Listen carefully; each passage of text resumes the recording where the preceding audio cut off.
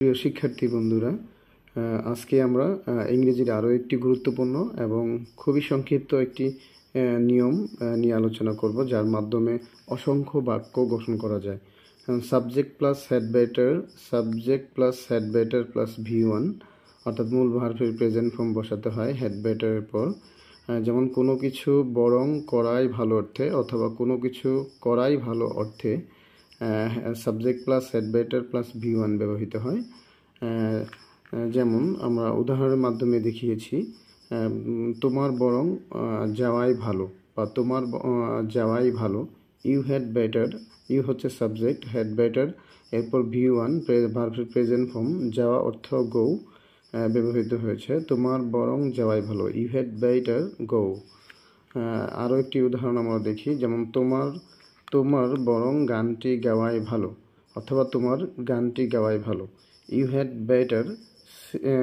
Had better sing a song.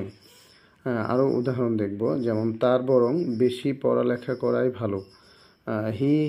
He had better study মোর, অর্থাৎ তার বরং বেশি পড়ালেখা করাই ভালো। আরও উদাহরণের মাধ্যমে আমরা ক্লিয়ার হব, যেমন আমার বরং কাজটি করাই ভালো। I had better do the work. আরও উদাহরণ দেখি, যেমন তোমার স্থানটি ত্যাগ করাই ভালো। You had better leave the place. সুপ্রিয় শিক্ষার্থী বন্ধুরা, আমরা এইসব উদাহরণের মাধ্যমে আজকের যে গুরুত্বপূর্ণ একটি স্ট্রাকচার, যেমন subject plus had better plus V1, এর মাধ্যমে অসংখ্য বাক্য গঠন করা যাবে। অর্থাৎ কোনো কিছু করায় ভালো অর্থে subject plus had better plus V1 ব্যবহার করে অসংখ্য বাক্য গঠন করা যাবে এই উদাহরণের মাধ্যমে, এবং এই স্ট্রাকচারটি ফলো করে তোমরা অসংখ্য বাক্য গঠন করবে। ধন্যবাদ সকলকে। আসসালামু আলাইকুম।